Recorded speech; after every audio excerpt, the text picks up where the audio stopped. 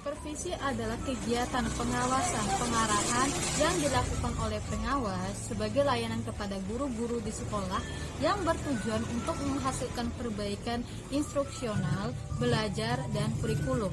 Secara etimologis, kata supervisi berasal dari bahasa Inggris yaitu supervision, artinya pengawasan.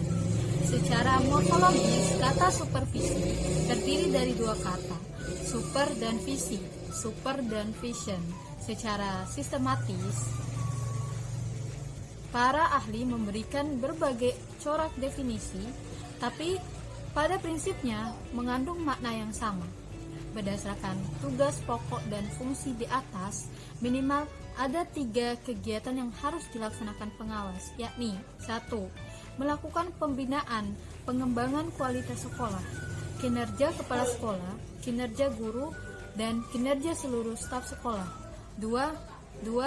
Melakukan evaluasi dan monitoring pelaksanaan program sekolah beserta mengembangkannya.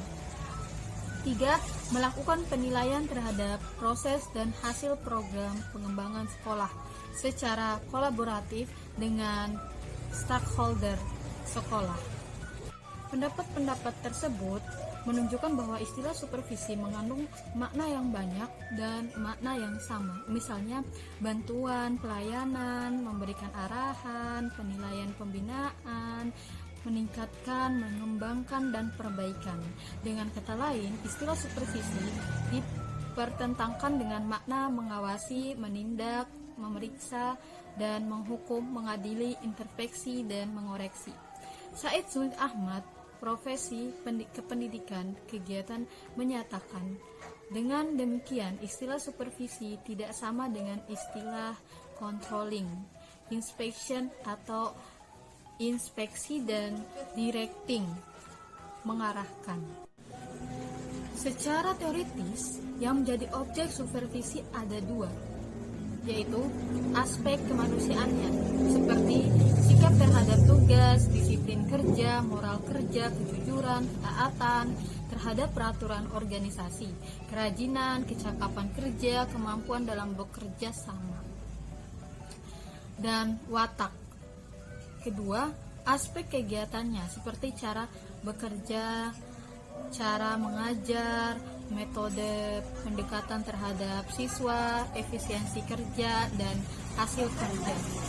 Pendapat ini dikemukakan oleh Sarwoto secara jelas membedakan apa yang menjadi objek pengawasan, controlling, dan supervisi. Ruang lingkup supervisi pendidikan adalah sebagai berikut. A. Supervisi dalam administrasi personalia, untuk melihat apakah ada kartu pegawai, soal kenaikan pangkat, soal pembagian tugas, dan lain-lain. B. Supervisi dalam pemeliharaan gedung dan alat-alat seperti kursi, meja, ruang belajar, papan tulis, dan lain-lain. Supervisi dalam penyelenggaraan perpustakaan, yaitu soal kondisi buku, pelayanan ketertiban, dan lain-lain.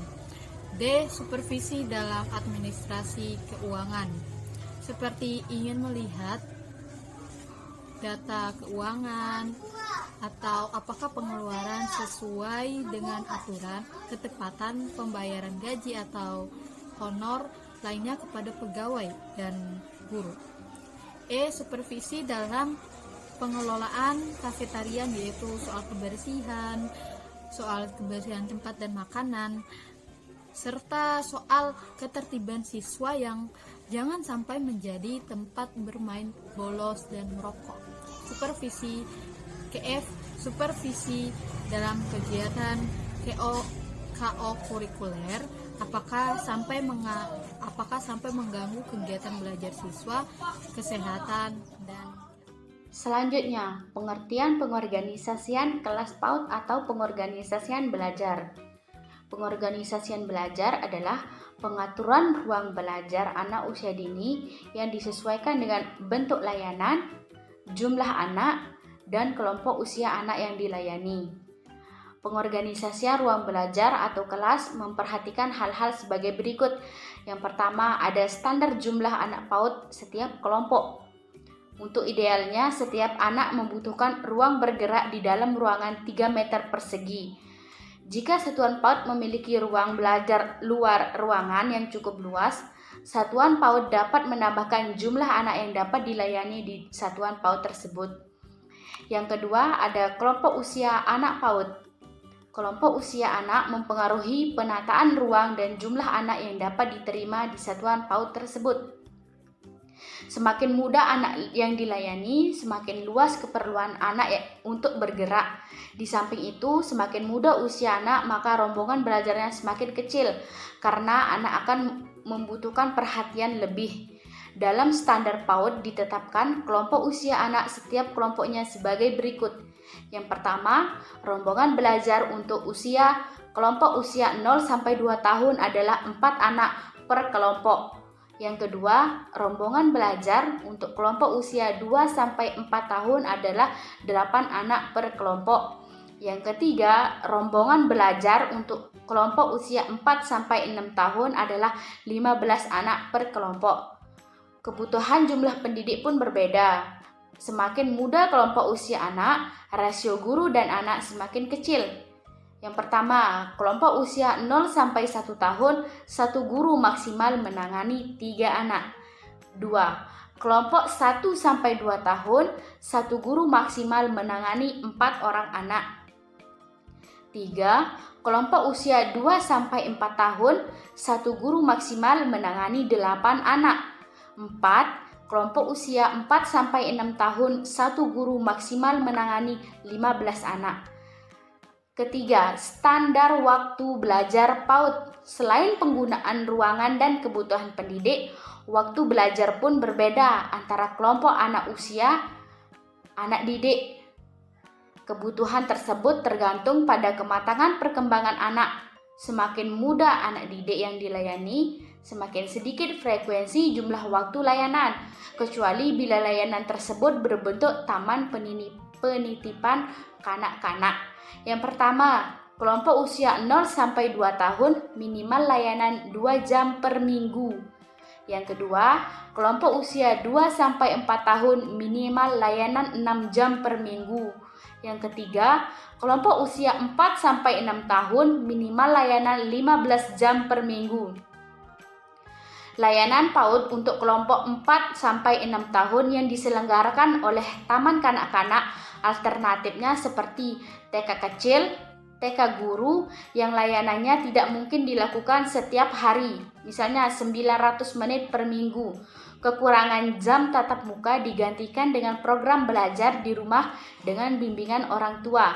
Contoh pengorganisasian kelas PAUD, misalnya TK Nurul Iman memberi layanan untuk anak usia 4 sampai 6 tahun sebanyak 3 kali dari pukul 8 sampai 11. Seharusnya layanan untuk anak usia 4 sampai 6 tahun selama 900 menit per minggu. Berarti TK Nurul Iman kekurangan 560 menit pelajaran. Kekurangan tersebut dilengkapi dengan program pengasuhan yang disusun oleh guru TK Nurul Iman untuk orang tua peserta didik agar melanjutkan kegiatan pembelajaran di rumah melalui proses pengasuhan. Penyusunan dokumentasi struktur organisasi PAUD. Dalam membangun atau mendirikan sebuah lembaga pendidikan, perlu adanya penyusunan struktur organisasi, supaya komponen yang ada di dalam lembaga pendidikan tersebut memiliki tugas, kewenangan, maupun tanggung jawab yang sesuai dengan apa yang sudah ditentukan. Dan untuk lembaga pendidikan yang akan didirikan mampu mencapai tujuan yang sudah direncanakan. Di sini, saya akan menjelaskan tentang tugas yang ada dalam struktur organisasi PAUD. Saya mengambil contoh dari PAUD Jateng. Baik, di sini saya akan menjelaskan apa itu tupoksi dalam struktur organisasi PAUD. Tupoksi dalam struktur organisasi PAUD sering disebut sebagai tugas pokok dan fungsi dalam struktur organisasi PAUD. Nah, bagaimana tupoksi dalam struktur organisasi PAUD? Di sini saya akan menjelaskannya di slide berikutnya. Baik, di sini saya akan menjelaskan kembali apa itu tugas pokok dan struktur organisasi PAUD. Yang pertama adalah pembina PAUD atau sering disebut sebagai Dinas Pendidikan. Bertugas sebagai membina program PAUD, di mana di sini pembina PAUD bertugas untuk memberi petunjuk, memberi tugas, membimbing, memeriksa, mengoreksi, mengawasi, dan merencanakan kegiatan urusan keorganisasian dan ketata laksanaan umum. Selanjutnya saya akan menjelaskan tugas pokok dan fungsi dalam struktur organisasi PAUD, yaitu tugas penasihat dan pelindung yayasan. Yang pertama, mengusahakan optimalisasi pengembangan pendidikan dari sisi penyediaan sarana dan prasarana pendidikan termasuk fasilitasnya. Yang kedua, mengusahakan optimalisasi sumber dana dan sumber belajar dengan bekerja sama dengan berbagai pihak. Yang ketiga, berkonsultasi dengan konsultan pendidikan, terutama yang berkaitan dengan peningkatan kualitas pendidikan. Yang keempat, memberikan masukan atau nasihat kepada pengelola terkait hal-hal yang harus dilakukan dalam rangka peningkatan kualitas pendidikan. Yang kelima, mengangkat dan memperhentikan pengelola dan tenaga pengajar. Yang keenam, berperan aktif membantu penerapan program pembelajaran yang telah disusun dalam kurikulum operasional. Selanjutnya, tugas pokok dan fungsi yang ketiga yaitu tugas kepala sekolah. Tugas kepala sekolah bertugas untuk menyusun rencana strategis dan menyusun rencana pembelajaran yang melibatkan seluruh komponen yang berada di bawah lembaga PAUD. Yang kedua, mengkoordinasikan dan melakukan pembinaan didaktik dan metodik kepada tenaga-tenaga pengajar, tenaga administrasi, dan seluruh komponen yang berada di bawah lembaga PAUD. Selanjutnya saya akan menjelaskan tugas pokok dan fungsi dari kepala sekolah. Yang pertama, memberikan pengarahan tentang tumbuh kembang anak, penggunaan prosedur, dan pelaporan perkembangan anak. Yang kedua, melakukan pembinaan terhadap program dan kegiatan yang diselenggarakan guru dan asisten guru. Yang ketiga, membina kegiatan administrasi kelembagaan. Yang keempat, membuat perencanaan anggaran sekolah. Yang kelima, melakukan kegiatan supervisi kepala sekolah. Yang keenam, memberikan berbagai alternatif, inovasi, dan pengembangan pembelajaran. Yang ketujuh, bekerja sama dengan pihak lain, terutama pihak yayasan dan pemerintah dalam rangka peningkatan kualitas dan mutu pendidikan. Yang kedelapan, berperan aktif membantu penerapan program pembelajaran yang telah disusun dalam kurikulum operasional. Yang kesembilan, membuat kegiatan promosional lembaga PAUD yang dipimpinnya. Selanjutnya, tugas pokok dan fungsi dari sekretaris, yaitu mengarsipkan dokumen yang dibutuhkan kepala sekolah. Yang kedua, mengatur dan mengkondisikan semua jadwal kegiatan kepala sekolah. Yang ketiga, mendokumentasikan siswa yang tidak hadir atau terlambat selama setiap hari setelah menerima laporan dari guru kelas. Yang keempat, mencatat dan mendokumentasikan anggota guru yang tidak hadir di sekolah selama jam kantor. Selanjutnya, tugas pokok dari sekretaris yaitu menginformasikan kepada kepala sekolah tentang peralatan atau bangunan yang perlu diperbaiki, menangani setiap tamu yang ingin bertemu dengan kepala sekolah jika kepala sekolah tidak masuk, menghubungi orang tua siswa atau perintah kepala sekolah jika memiliki masalah. Yang selanjutnya, menginformasikan kepada kepala sekolah tentang semua informasi yang berkaitan dengan kegiatan sekolah. Selanjutnya, membuat daftar nama siswa, mengetik dan menyiapkan surat kepada Dinas Pendidikan mengenai siswa baru. Selanjutnya, mendesain dokumen acara pengambilan rapor atau laporan pencapaian perkembangan anak. Selanjutnya, tugas pokok dari bendahara. Yang pertama, membukukan, mengkoordinir, dan melaksanakan pengumpulan sumbangan dari orang tua atau wali siswa.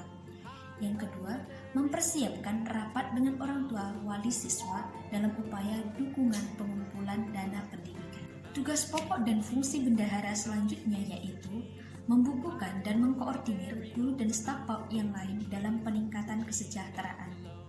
Selanjutnya, bertugas menyerahkan gaji bulanan untuk pegawai secara rutin. Mendayagunakan uang secara rutin sesuai dengan anggaran yang telah ditetapkan peruntuknya.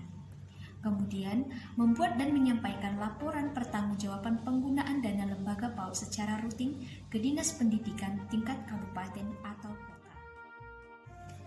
Tugas pokok dan fungsi selanjutnya yaitu tugas dari tata usaha. Tugas tata usaha yaitu membantu fungsi administrasi umum, keuangan, sarpas baik dari sekretaris, bendahara maupun kepala sekolah. Yang kedua, menyusun dan menyajikan data statistik dan grafik keadaan siswa dan profil guru dengan rapi. Selanjutnya, membuat dan menyampaikan segala hal yang berkaitan dengan surat menyurat dan dokumen lain yang diperlukan. Dan yang terakhir yaitu menyiapkan berbagai sarana prasarana khususnya yang dibutuhkan untuk menunjang proses pembelajaran. Selanjutnya, tugas pokok dan fungsi dari struktur organisasi PAUD yaitu tugas pokok dari pendidik atau sering disebut sebagai guru PAUD. Tugas pendidik atau guru PAUD yaitu yang pertama, mengidentifikasi kepribadian anak secara mendalam untuk dapat melihat karakternya. Yang kedua, menguasai profil keperkembangan anak yang terdiri dari 6 aspek sesuai dengan kurikulum PAUD yang berlaku. Yang ketiga, membimbing kreativitas yang menumbuhkan potensi secara sabar, bijak, menyenangkan, ceria, santai, dan penuh kasih sayang. Yang keempat, kreatif dalam merancang dan menciptakan berbagai permainan untuk anak dalam konteks pendekatan belajar yang lebih memotivasi anak. Selanjutnya, saya akan menjelaskannya di slide berikutnya. Selanjutnya saya akan menjelaskan kembali tugas pokok pendidik atau guru PAUD, yaitu mampu menjalin komunikasi dengan orang tua anak secara bijaksana. Selanjutnya, mengidentifikasi tiap-tiap anak sebagai individu yang memiliki kebutuhan unik dalam pengalaman hidup, kepribadian anak, minat anak, dan gaya belajar anak. Dan selanjutnya, menyelenggarakan kegiatan bermain yang memicu tumbuh kembang anak dengan cara bernyanyi, bercerita, dan bereksplorasi. Tugas pokok dan fungsi selanjutnya yaitu tugas dari asisten atau guru PAUD. Yang pertama, membantu mempersiapkan ruangan dan juga alat-alat dan media belajar anak. Yang kedua, membantu guru PAUD saat berlangsung kegiatan belajar mengajar. Yang ketiga, mengawasi dan memastikan semua anak yang sedang melakukan pembelajaran dalam keadaan aman. Yang keempat, membantu anak-anak dalam proses belajar. Yang kelima, memimpin kegiatan anak-anak di dalam kelompok kecil. Dan yang keenam, membantu pengawas anak-anak saat sekolah mengadakan rekreasi atau kunjungan sekolah. Selanjutnya, saya akan menjelaskan tentang tata tertib tenaga kependidikan. Dijelaskan pula pada Permendikbud nomor 137 tahun 2014. Pasal 24 menjelaskan pendidikan anak usia dini merupakan tenaga profesional yang bertugas merencanakan, melaksanakan pembelajaran, dan menilai hasil pembelajaran, serta melakukan bimbingan, pelatihan, pengasuhan, dan perlindungan. Pendidikan anak usia dini ini terdiri atas guru PAUD, guru pendamping muda. Tenaga pendidikan anak usia dini merupakan tenaga yang bertugas melaksanakan administrasi, pengelolaan, pengembangan, pengawasan, dan pelayanan teknis untuk menunjang proses pendidikan serta satuan atau program PAUD. Tenaga kependidikan terdiri atas pengawas TK, RA, BA, pendidik KB atau TPA atau SPS kepala PAUD, tenaga administrasi, dan tenaga penunjang lainnya. Pada pasal 25 dijelaskan kualifikasi akademik guru PAUD. Memiliki ijazah diploma 4 atau sarjana dalam bidang pendidikan anak usia dini dan kependidikan lain yang relevan dengan sistem pendidikan anak usia dini atau psikologis yang dipengaruhi dari program studi terakreditasi. Memiliki sertifikat pendidikan profesi guru atau PPG PAUD dari perguruan tinggi yang terakreditasi. Pada pasal 27 dijelaskan kualifikasi akademik guru pendamping muda. Yang pertama, memiliki ijazah sekolah menengah, memiliki sertifikat pelatihan atau pendidikan, kursus PAUD dari lembaga pemerintah yang kompeten. Kompetensi guru pendamping muda mencakup pemahaman dasar-dasar pengasuhan, keterampilan melaksanakan pengasuhan, bersikap dan berperilaku sesuai dengan kebutuhan tingkat anak usia dini, yang merupakan bagian tidak terpisahkan dari peraturan menteri. Pada pasal 28, standar pendidikan dan tenaga kependidikan adalah kriteria tentang kualifikasi akademik dan kompetensi yang dipersyaratkan bagi pendidik dan tenaga kependidikan PAUD. Tenaga pendidikan PAUD meliputi guru PAUD, guru pendamping atau guru pendamping muda, ataupun tenaga kependidikan. Adapun tenaga kependidikan ialah tenaga yang bertugas melaksanakan administrasi, pengelolaan, pengembangan, pengawasan dan pelaksanaan teknis proses pendidikan anak usia dini. Pada pasal 29 dijelaskan kualifikasi akademik kepala TK, RA, BA, dan sejenisnya. 1. Memiliki kualifikasi akademik sebagaimana yang dipersyaratkan pada kualifikasi guru. 2. Memiliki usia paling tinggi 55 tahun pada saat diangkat menjadi kepala PAUD. 3. Memiliki pengalaman minimal 3 tahun sebagai guru PAUD, memiliki pangkat atau golongan minimal penataan muda tingkat 1. Selanjutnya, kualifikasi akademik kepala KB, TPA, dan SPS. Memiliki kualifikasi akademik sebagaimana dipersyaratkan pada kualifikasi guru pendamping. Memiliki usia paling tinggi 55 tahun pada saat diangkat sebagai kepala PAUD. Memiliki pengalaman mengajar minimal 3 tahun sebagai guru pendamping, memiliki sertifikat lulus seleksi calon kepala KB, TPA, SPS dari lembaga pemerintah yang kompeten dan memiliki sertifikat pendidik dan pelatihan kepala satuan PAUD dari lembaga pemerintah yang berwenang. Pada pasal 30 dijelaskan, kualifikasi akademik tenaga administrasi PAUD memiliki ijazah minimal sekolah menengah atas atau SMA, memiliki kompetensi tenaga administrasi satuan atau program PAUD, memenuhi kompetensi kepribadian, kompetensi profesional, kompetensi sosial, kompetensi manajerial yang merupakan bagian yang tidak terpisahkan dari peraturan menteri.